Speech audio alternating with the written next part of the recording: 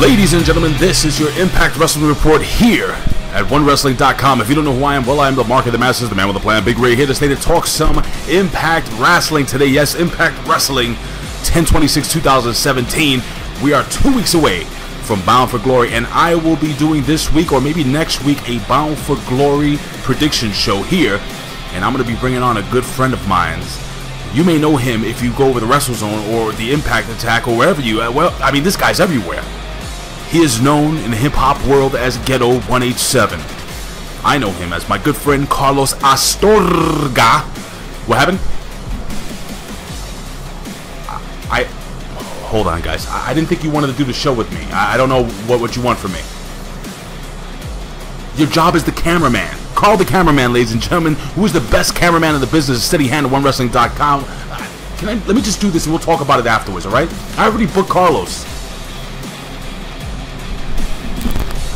I'm sorry, it is what it is. Anyway, listen, guys. We have a lot to go over. This show is horrible. I gotta be honest with you. And I'm a fan of Impact Wrestling. Impact Wrestling took us all over the world. My thought process is basically they had a whole bunch of GFW stuff that they couldn't put up this week on television. So they just kind of copy and pasted. Listen, my problem with this show today was this. You're 2 weeks away from Bound for Glory, which is the biggest show of the year as the Impact theme actually starts to dim down. And you have to focus in on that. I mean, there was no Grado, no Abyss, no storylines promoted except for the last two matches, to be honest with you. I just don't know what to say. A lot of things going on this week that I wasn't too happy about. But neither here nor there.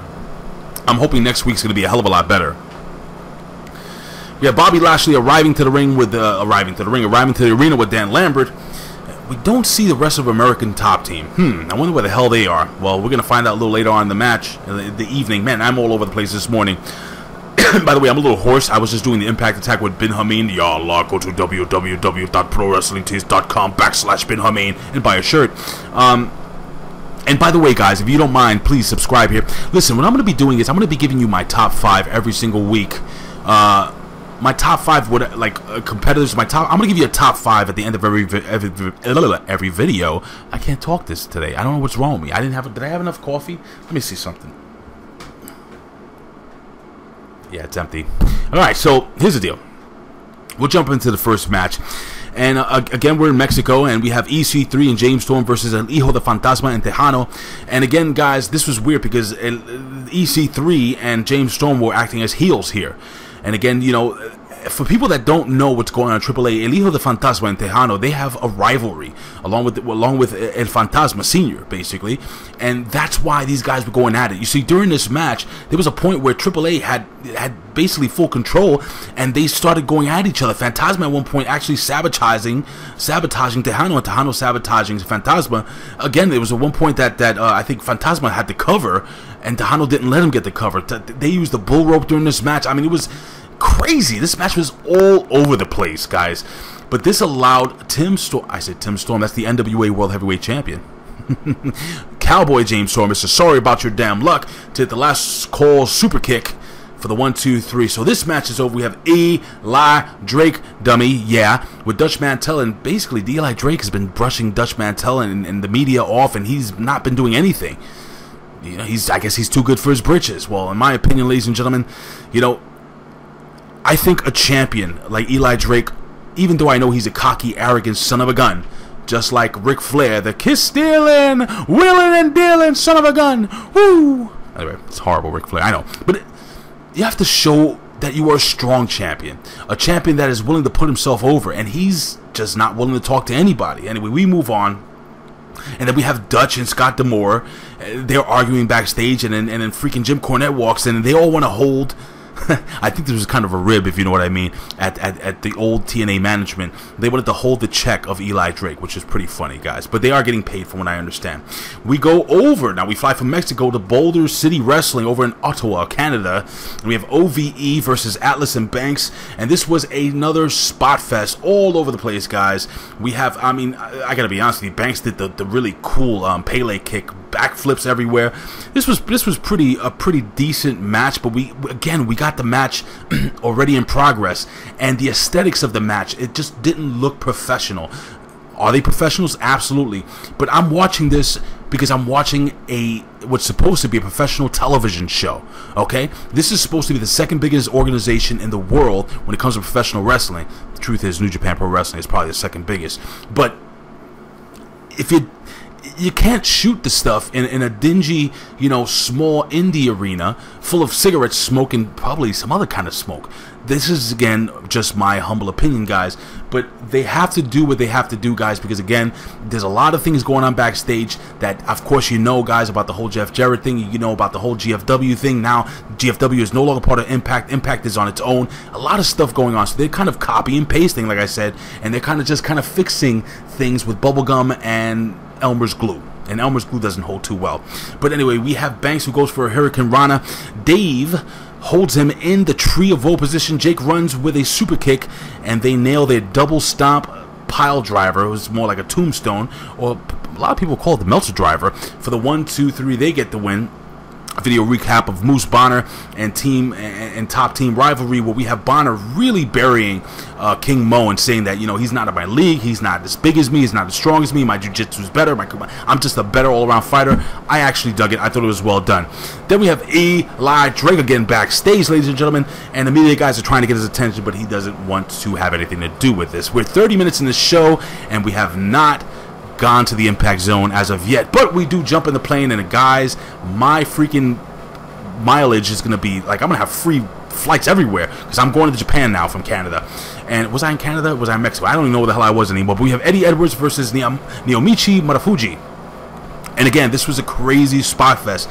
There were a lot of things that happened in this match that just shouldn't happen. Now, I know to everyday wrestling marks like myself, or people that enjoy to see a spot fest here and there, will say, "Oh, this was great." But to be honest with you guys, this didn't do anyone any favors. What am I talking about, guys? If you get a Spanish fly, that's a pin. That's a move that you get pinned at. If you do a suicide dive when you're pulling the freaking barricade, you land on top of your head, you should be dead. If you get pile driven on the freaking apron, you should be dead. Your neck should be broken. You should be off television for like 6 months. And this is what happened during this match, and this had me absolutely upset. And this is coming from an Eddie Edwards fan. This is a guy that loves Eddie Edwards. I mean, unbelievable the stuff they were doing here. But no, an underhook cradle powerbomb. Eddie Edwards gets the 1, 2, 3. I was not happy with the booking of this match. It was, I guess, fun for somebody who isn't a fan of real pro wrestling, but for me, not my cup of tea, guys. This was a very, very weird book match.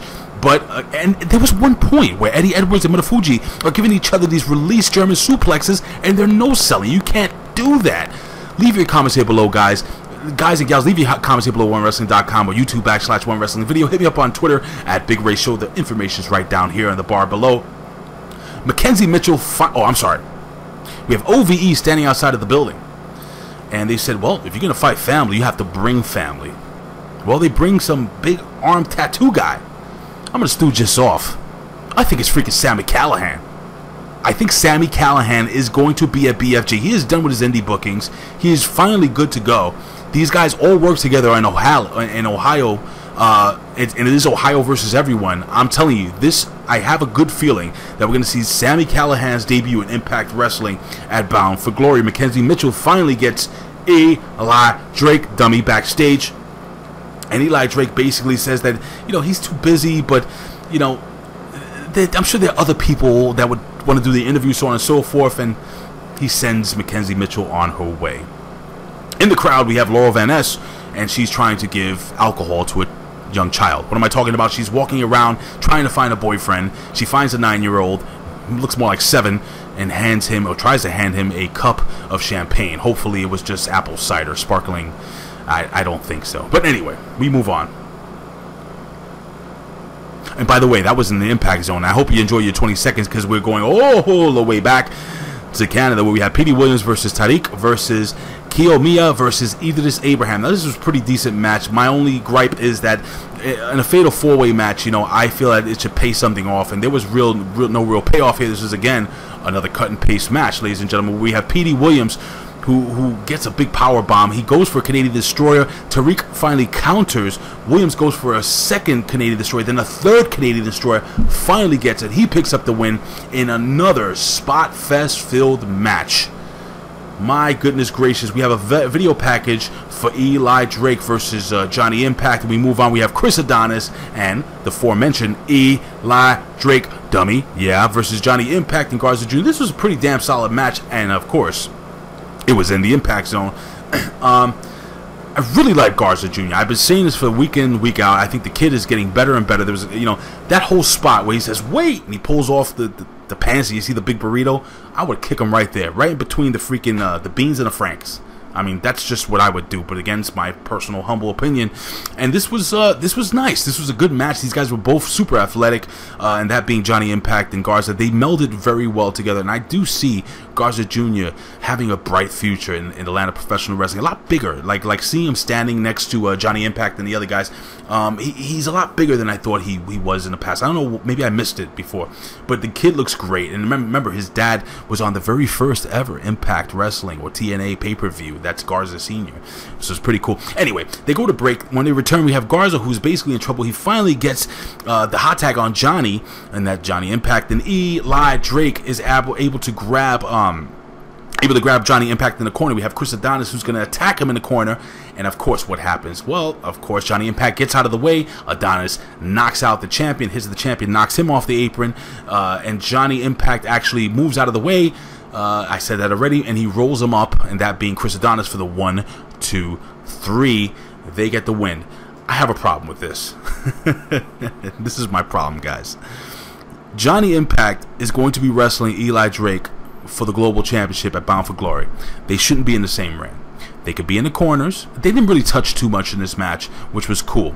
But the main event, I had a big problem with, and I'll explain it to you in a second. But again, when you have, you know, you want to see the payoff. Again, I'm talking about payoff a lot here, guys. What's the payoff? That's when you build a storyline up to. You remember back, if you guys are old enough to remember back, let's say in the 80s or 90s or whatever, when let's say you said Hulk Hogan versus Andre the Giant.